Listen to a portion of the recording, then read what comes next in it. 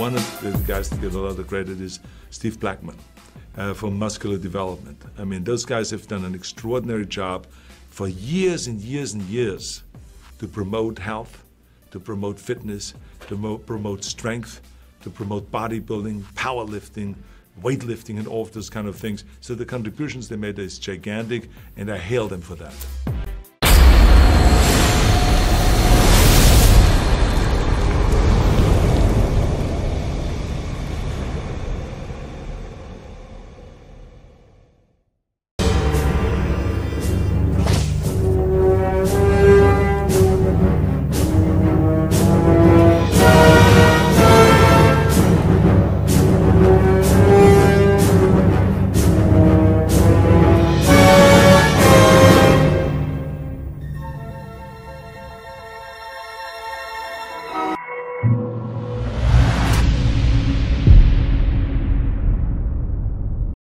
So what's up, Team MD and Latino bodybuilding fans? It's that time of the year, the Arnold Classic South America in Sao Paulo in Brazil. This is Kit Sanderson from MD Latino, international correspondent for Muscular Development magazine. And of course, we know that the Arnold Classic is going to be in the South American continent this weekend. So we have a little 411 update about the Latino bodybuilding scene. And we want to kick it off with three big Brazilian mass monsters. The first one is Jolan Vieira, and he is about she's about Lila Brada's height, but this kid is a monster.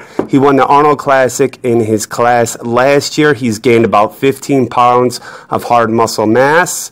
And Jolan is looking for the overall title. I am understanding that he's either up to 100 kilos or he will be participating actually over 100 kilos. Obviously, the IFBB International goes by kilos, not on the pound system like we do here in the United States. Next up, we have Italo Ridney. Here's an interesting guy, similar genetics like Sergio Oliva Jr. He's a little shorter as well. He's a little shorter than Dexter Jackson, but also will be competing in the over 100 kilo mark.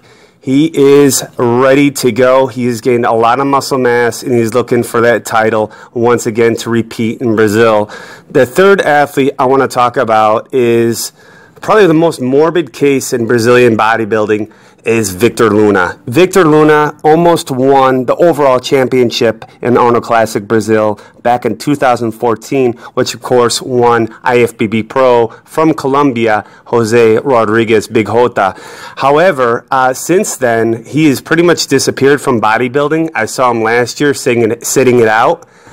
Seemed a little disgruntled, but I did see some footage. It looks like he's back. He did qualify in his national qualifier to compete in Arnold Classic Brazil, and he is weighing around a little over 250 pounds right now. So this should be exciting. This may be our overall champion. He lost it by as they say in Spanish, un pelito, by one hair against Jose Rodriguez. So we will see Victor Luna doing big things on the stage this year. Coming via Mexico, one of the more aesthetic bodybuilders up to 100 kilos is Jorge Luis Gallegos from Michoacan. Jorge's brand new in the international muscle bodybuilding competition scene. This is his first international show, but he's bringing aesthetics back into bodybuilding.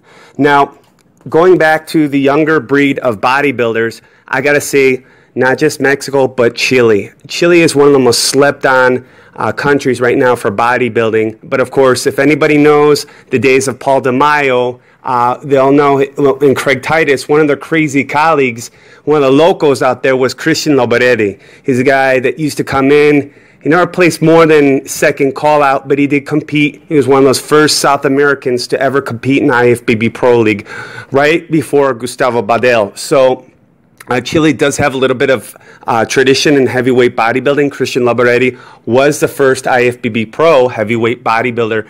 And his pupil is actually Christian Fila. Take a look at this kid. He is a little mass monster. He's not very tall, but he has got a lot of mass and he's very young. I don't think he's older than 23, 24 years old. Speaking of young mass monsters, also a little cleaner physique is Nicolas Amigo. And this kid's grown a lot too in the last 3 years. I've watched both these kids get bigger and bigger win their South American qualifying shows. I actually remember Nicholas Amigo sitting last year's Arnold Classic out because he wanted to save himself and specifically prepare for the Arnold Classic 2017. So Nicholas has actually been waiting 2 years to make his debut in the Arnold Classic, in any Arnold, and he wanted to do it in his own continent in South America. Moving into our wellness class, a lot of you are probably at home asking, what the heck is wellness?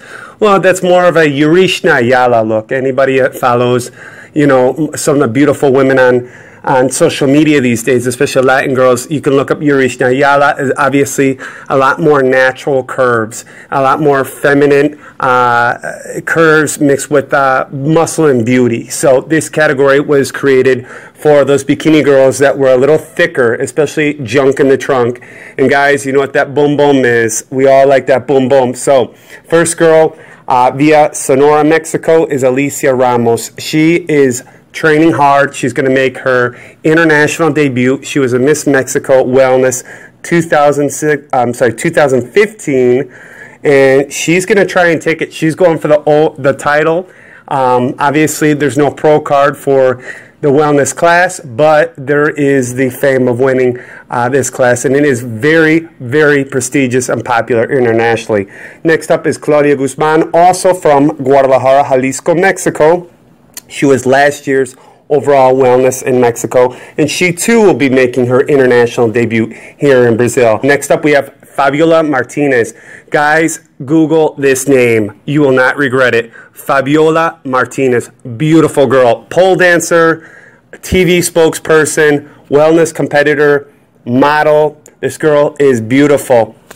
And lastly, we have the multi-champ worldwide, the current Miss Olympia amateur winner in wellness, Angela Borjas from Brazil. Again, very, very strong physique, very aesthetic, but very feminine. It's a cross between maybe figure and bikini fitness, but with a little bit more junk in the trunk. And I hope that all of you guys back at home enjoy and tune in this weekend to Muscular Development and Muscular Development Latino.